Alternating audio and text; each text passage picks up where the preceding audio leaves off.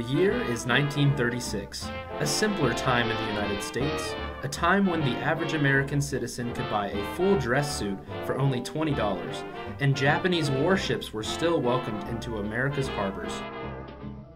Nearing the end of the Great Depression, Lubbock, Texas welcomed an icon that would forever change the performance, perception, and partaking of rock and roll. On September 7, 1936, Charles Hardin Holly was born. He was quickly given the nickname Buddy by his mother because she thought the name Charles was too mature for the baby of the family. From the beginning, Buddy Holly's life was heavily influenced by music. He had a talent for singing at a very young age, and he grew up mastering the piano as well as playing the fiddle. The Holly family as a whole set a firm foundation for Buddy's musical success. Buddy's older brothers were instrumental in the birth of his passion for guitar playing. They taught him the fundamentals of the strings, while Buddy continued to grow in his musical prowess. Not only were Buddy's siblings involved in his upbringing, but his parents were always in full support of his musical endeavors. Jacqueline Bober, assistant manager and curator at the Buddy Holly Museum, gives insight to Buddy's background. His parents were very supportive of his music, of his efforts to become a rock and roll star. In fact, his mother even contributed some lyrics to some of his songs. Fresh out of high school, Buddy created the band Buddy and the Three Tunes. Their humble beginnings performing for local radio stations and for events around Lubbock ignited their fame. However, Buddy did not always play the style of rock and roll that popularized his work as a musician today.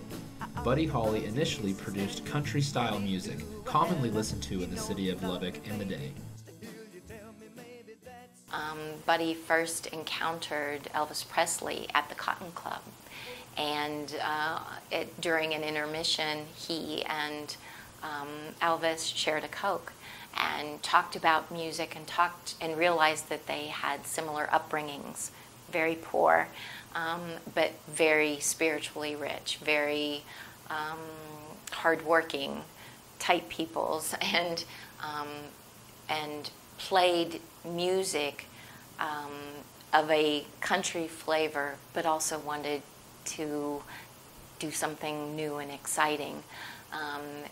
Elvis came through town on a couple other occasions, and on those occasions, Buddy played with him or opened for him at the Fair Park Coliseum. And it was that opportunity that got him noticed by a Nashville talent scout. After performing for the King himself, Buddy became obsessed with Elvis and the rock and roll scene. It was at this point that the band made the transition from country western music to rock. Dr. Curtis Peoples with the Crossroads of Music Archive speaks to the transition of Buddy's musical style when he and his band encountered a musical legend of the day. And he was playing electric and played some banjo. I think playing banjo helped his style that he was doing, that sort of rhythmic chord lead style. But then when he saw Elvis Presley, the whole thing changed. He then traded guitar and got the acoustic guitar because Buddy had seen Elvis playing acoustic, so he wanted to be playing acoustic, so he did that. But then he migrates back to electric guitar, and this time winds up with the Stratocaster. Sonny Curtis had went with him to play on those early Decca recordings in Nashville, songs like Blue Days, Black Nights, things like that, some of those early Decca recordings, and played Stratocaster, and that was the first recordings, from what I understand, rock and roll recordings that had a Fender Stratocaster on them that Sonny Curtis was playing. This was according to Sonny when I spoke with him. Anyway, so they start, Buddy gets with the Crickets, you got Joe B. Malden, J.I. Allison, Nikki Sullivan. So you begin to see this formation of the electric combo with lead guitar, rhythm guitar, drums, bass, and vocals.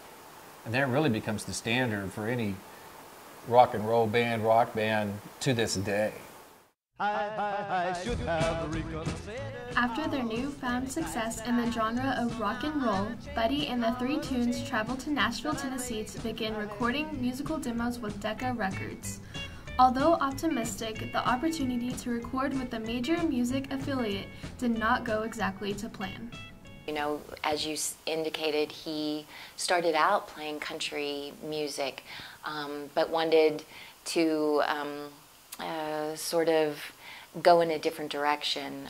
His first contract with Decca, actually, he took some songs that he had been working on, one of which was That'll Be the Day, took it to Nashville, and rather than let him play with his band the song in the way that he wanted to play it, they wanted him to slow down the tempo, give it a country flavor. And when they sort of promoted that version of the song, it didn't do well in their test markets. So they didn't release it for wide publication and a lot of radio play. And as a result, it didn't do well. They didn't renew his contract. He was very despondent in early 1957 when his contract with Decca was not renewed. So, but rather than give up on his dream of, pursuing a career in music, he went to Clovis, New Mexico to re-record it at the Norman Petty Studios. And the wonderful thing about Norman was that he allowed artists who recorded in his studio to set the pace for recording, to stay there and record the music until they got the sound that they wanted. After their successful experience at the Norman Petty Studios, the Crickets and their unique sound took the nation by storm. Between August 1957 and August 1958, That'll Be the Day and several other singles charted 7 different top 40 single collections. Despite their numerous achievements in 1957, Buddy Holly separated from the Crickets in late 1958. The breakup resulted in financial and legal turmoil, which forced Buddy to tour the Midwestern region of the United States in 1959 with the Winter Dance Party. Just you know why. The evening of February 3, 1959, the weather was chilling due to a cold front storm originating in the Rocky Mountains. Instead of withstanding another miserable bus ride, Buddy decided to charter a plane to the next tour destination. At age 22, the young star boards a private plane that will take him from Iowa to Minnesota, along with the pilot, Ritchie Valens, at age 17, and the Big Bopper at age 27. And we'll know why. Just The plane was observed to be fully functioning at takeoff. However, minutes after the departure, the taillight of the aircraft descended gradually until it disappeared from sight. It was discovered the next morning that the plane had crashed, taking every life aboard.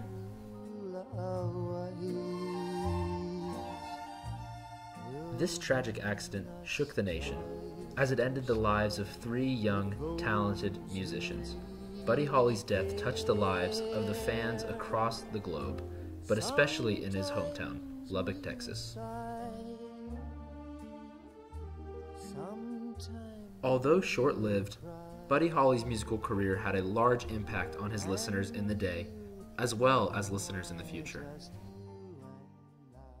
Bob Livingston, who's from Lubbock, graduated from Lubbock High School, went on to play with Michael Martin Murphey, played on all the Jerry Jeff Walker albums, all the early Michael Martin Murphey albums, part of the Los Cosmo Band.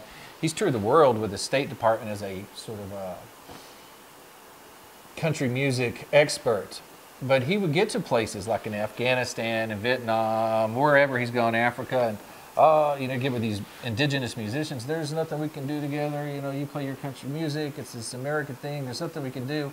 But then what he'd always do is he'd bring out Buddy Holly, Not Fade Away, and dun dun dun dun dun, start doing that beat. Oh yes, we know that beat, and then that would be the song that they could all start playing together. And there are many people that believe, knowing that the drive and determination and the work ethic that he had, and the plans that he had to come back here to Lubbock, there were many people that hypothesized that perhaps the music capital of the United States might not be Nashville, but might have been Lubbock, Texas. Well, the music that we have is all we have. That's it. There's no more to be made by him. There were those New York apartment tapes that Petty took and had musicians overdub. He had George Tomsko of the Fireballs and some other people come in and overdub things over those recordings he did. So there was a release then, but I like to go back and listen to the stuff before the overdubs were done. And there's something that I like about those a little bit better. I think people are going to continue to play and listen to his music. Whether it gets re-recorded and put onto albums anymore, I don't know. I think he's still relevant. He still influences a lot of people. I mean, you know, James Taylor's a big guy who did the song Every Day, which was a hit for him. So I think as people continue to play and talk about him, like I do in my class, I think it's important to do that. My daughter, who's 9 years old, goes to Roscoe Wilson. She knows all about Buddy Holly, sings Peggy Sue. She loves that song. So it's just kind of keeping it alive. As people grow up and learn about Buddy Holly, they'll be able to teach the next generation.